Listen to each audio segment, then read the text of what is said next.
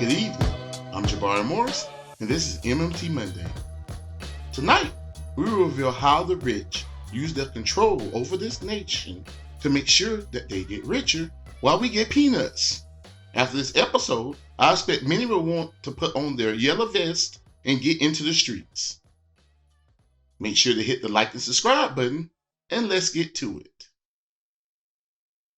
Last year, when our own Steve Grumbine went on the Jimmy Dore Show, Jimmy went off about how the rich get money blasted at them. So, in fact, right now, they're spending a lot of money, $5 trillion in the CARES Act, and no one asked how you're going to pay for that. But here's the difference. Here's the difference between how they're doing it today and how they did it in 1932 with FDR. And FDR, he had a jobs program. He put money into people's pockets. He's created Social Security. So it was called demand economy. Right now we have, from Reagan on, we have supply side economy, which is you give money to the people at the top. They'll spend so much fucking money, it's going to create people's jobs, and then that money will trickle down that way. That the data's in, that doesn't work. That's just an upward transfer of wealth. There is no such thing as trickle down economics. I mean, there is a thing. It doesn't work the way they say it does. So FDR put money right into the working man's pocket. And today, when we have an emergency, a downturn in our economy, a depression, they took that money from the working man's pocket and they put it, because nobody can go to work now.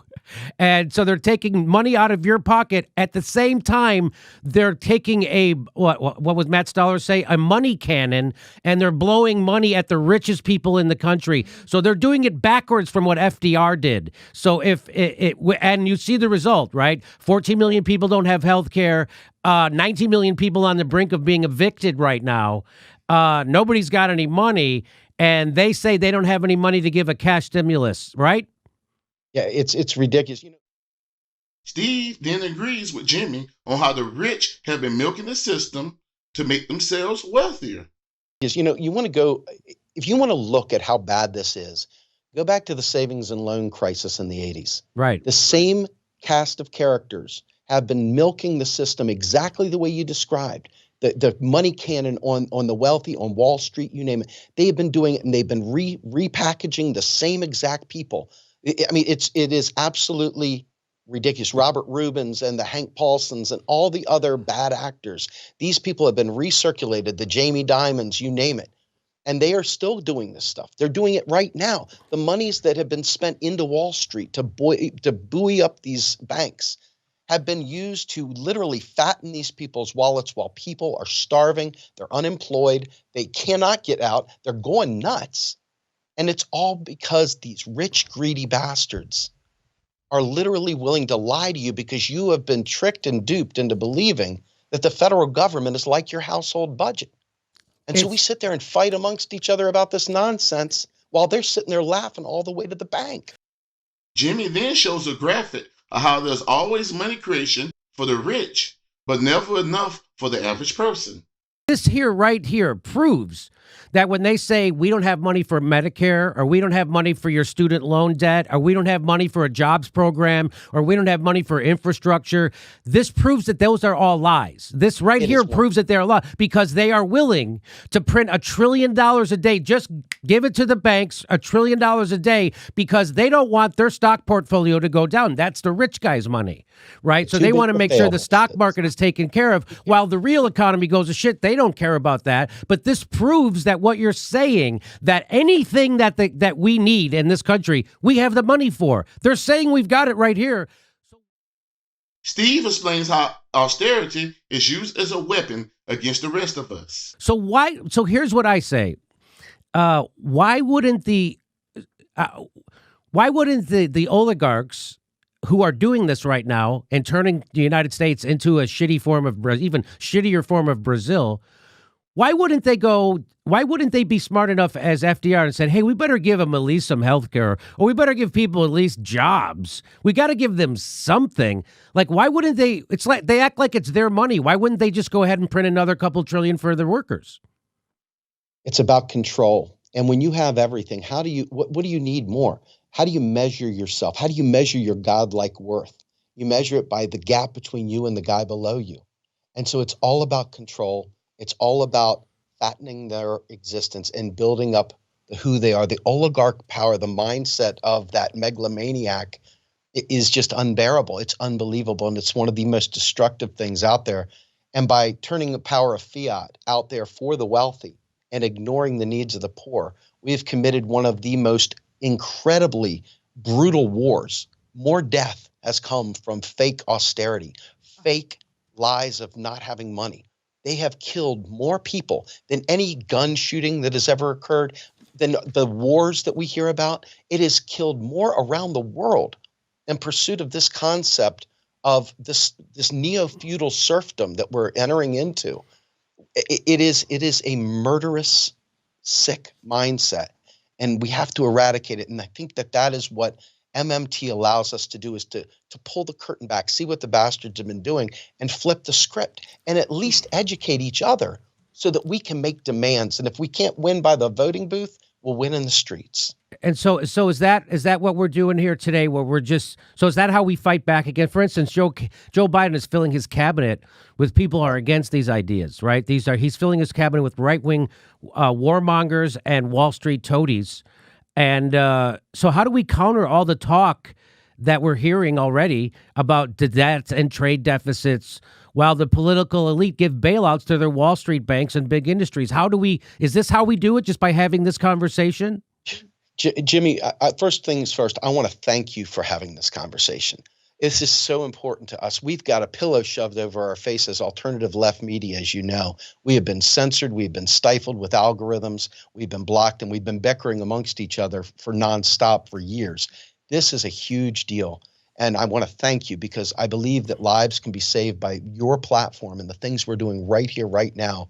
This is that vital. So yes, this is one of the things we can do. The other thing is, I hate to break out the old Lenin stuff and the old communist stuff, but I am really digging deep in the Russian Revolution and starting to look at how things transpired. Some of the things that were really critical were the communication paths amongst revolutionaries to really start talking about. And when I say revolution, I'm not necessarily talking about guns and pitchforks. I'm talking about us communicating, organizing, and getting people ready to do direct action, really take the power back by forcing the discussion, forcing them to see this. To finish up, George Carlin shows why we can't get ahead in his classic skit that inspired this episode.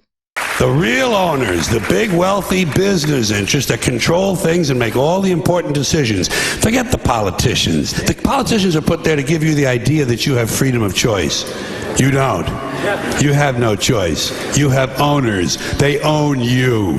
They own everything. They own all the important land. They own and control the corporations. They've long since bought and paid for the Senate, the Congress, the state houses, the city halls. They got the judges in their back pockets. And they own all the big media companies, so they control just about all of the news and information you get to hear. They got you by the balls. They spend billions of dollars every year lobbying to get what they want. Well, we know what they want. They want more for themselves and less for everybody else. But I'll tell you what they don't want.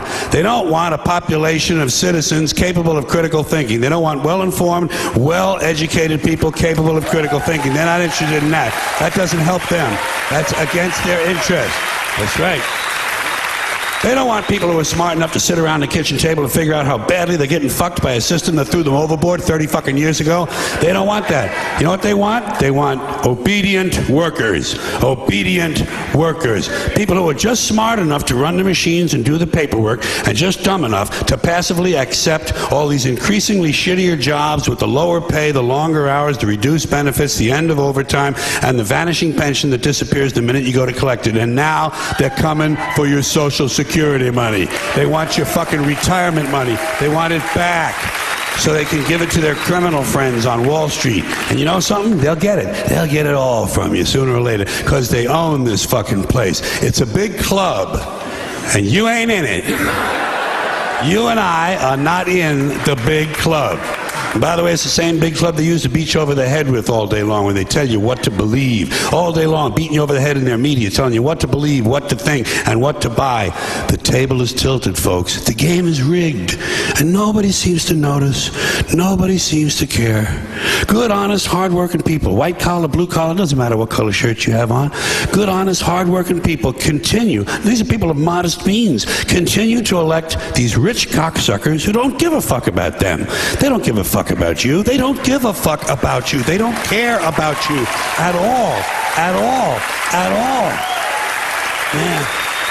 You know? And nobody seems to notice. Nobody seems to care. That's what the owners count on. The fact that Americans will probably remain willfully ignorant of the big red, white, and blue dick that's being jammed up their assholes every day. Because the owners of this country know the truth. It's called the American dream, because you have to be asleep to believe it.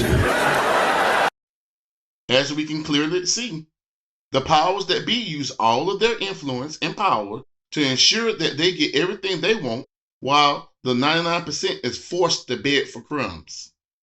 It's time to use the knowledge of modern monetary theory to end the cycle of austerity for the rest of us. If you enjoyed tonight's video, make sure to check us out at realprogressives.org and subscribe to get notifications on new video streams in YouTube, Periscope, Twitch, Facebook, and Rockfin. Thank you and continue learning.